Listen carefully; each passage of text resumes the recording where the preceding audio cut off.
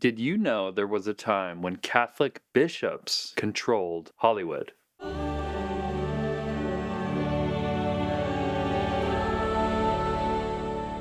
In the 1920s, Hollywood was out of control. Nudity, blasphemy, even adultery, all on screen. Hollywood was notorious for being a cesspool of corruption. I mean, even the studios agreed they needed to fix their public image. So they hired a Catholic priest and a Catholic magazine editor to write decency guidelines for films. This became known as the Hays Code. Can you guess some of the guidelines? No blasphemy, no nudity, of course, but there were some others that might surprise you. No excessive kissing, no portrayal of homosexuality, and no ridicule of the clergy. Wow! Well, how did we go from these standards to the films we see today? Well, as soon as the Hays Code was introduced, it was ignored. Some studios just didn't care at all about decency. They doubled down and released films like Babyface, which glorified sexual manipulation, or Call Her Savage, which promoted promiscuity and homosexuality, or a film called The Sign of the Cross, which was marketed as a Christian movie, but was filled with lurid sexual scenes. It became obvious guidelines were not enough. Why should it matter to these studios what is or isn't in a film so long as it's making money? So that's when a Catholic bishop devised a plan. In 1933, the Archbishop of Cincinnati spearheaded an effort to unite the Catholic bishops together in what was called the Legion of Decency. It worked like this. After a film was released, the Catholic bishops would rate it either A, B, or C. A meant morally unobjectionable, B meant objectionable in part, and C meant condemned. For those films that were immoral and condemned by the bishops, the laity were urged to take a pledge to boycott it. In the first year, over 7 million Catholics took the pledge and refused to patronize any of the condemned films. And with millions of fewer ticket sales, what happened? Hollywood caved. The only way to survive was to go along with the Catholic bishops.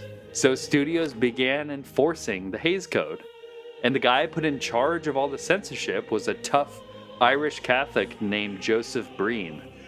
He was in charge of approving films before they would be released. From this point on, every film released in America required a seal of approval before it would be shown in theaters. And what happened next was miraculous. Thanks to the moral vigilance of the bishops, the leadership of Joseph Breen, and the commitment of Catholic laity, they ushered in a new age of Hollywood. You might have heard of it. It's called the Golden Age of Hollywood. Films like The Song of Bernadette, It's a Wonderful Life, Snow White, The Wizard of Oz. These movies had patterns.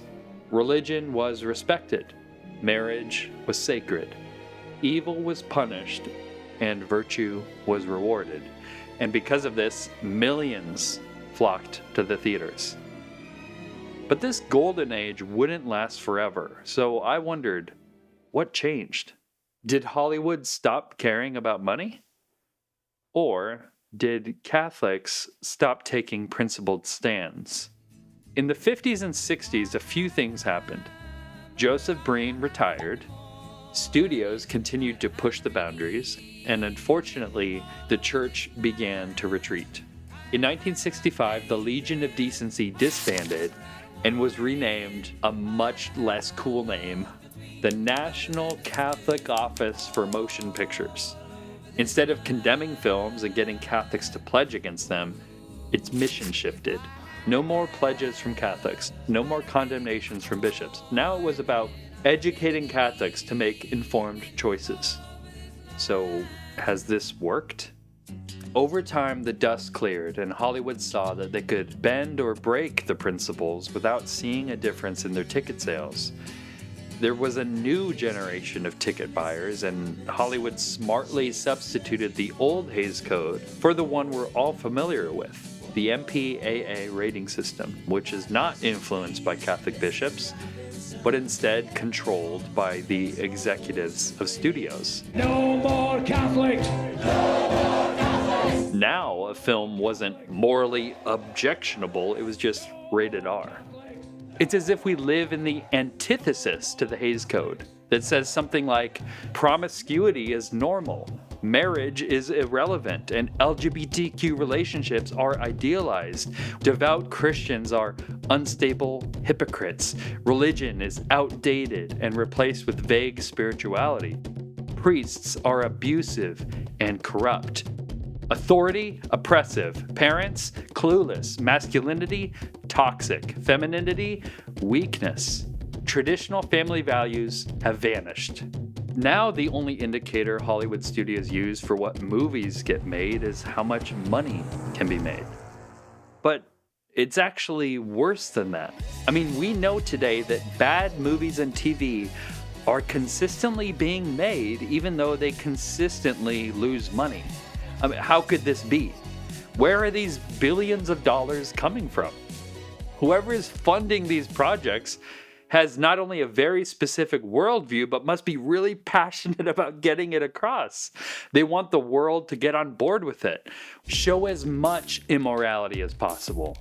Indoctrinate children with identity issues and unravel Christian society, or what's left of it. The church's passive approach simply has not worked. So now what?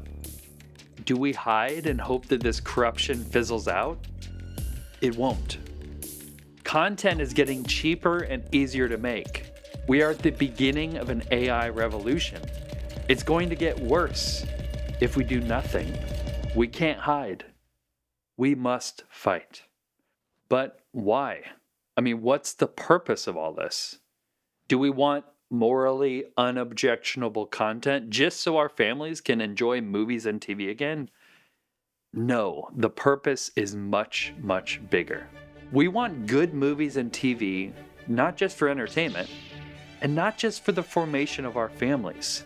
We want good movies and TV for the glory of God. When we make art primarily for the glory of God, we produce the best art. I mean, think about that. It's the Catholic faith that has inspired the best paintings, the best music, the best architecture, because this art is made for the liturgy, for the worship of God. And I believe it's the same for movies. The best movies will be made for the glory of God. That's why The Passion of the Christ was such a phenomenon.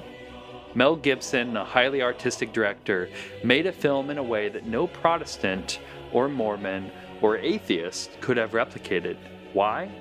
Because it was steeped in Catholic mystical tradition. Have you ever wondered how he turned a single chapter of the gospel, something that would take a reader 15 minutes to read, into a 2-hour film? Well, that's thanks to the mystical tradition. There's a book called The Dolorous Passion of Our Lord Jesus Christ, and it's visions given to Blessed Anne Catherine Emmerich. Now, Gibson based a lot of the film around this book, and he'd carry it around on set, show it to the actors, and it would give an extra layer to the story and fill in the gaps. And the crew was able to attend the traditional Mass every single day on set. It was clear, all this effort is for the glory of God, and God blessed that. I mean, the film grossed nearly $1 billion. It became the catalyst for the faith-based movies of today, and it's still changing lives. Movies move the world, and 5 billion people are consuming media every day. So it's not just a lofty goal to reclaim movies and TV for Christ, it's actually now our duty as a church. It's time for the Catholic Church to reclaim movies and TV and consecrate it to the Sacred Heart of Jesus. In the previous video, Movies Move the World, I showed how movies and TV are the crowning art form. So where would we put this crown but on the head of Christ the King? We believe it's time for a new golden age. An age when movies and TV can be both artistically excellent and subject to the sweet yoke of Christ. We can shape thoughts, desires, and actions so the entire world can be drawn into the Sacred Heart of Jesus. God willing, the next golden age will be even brighter.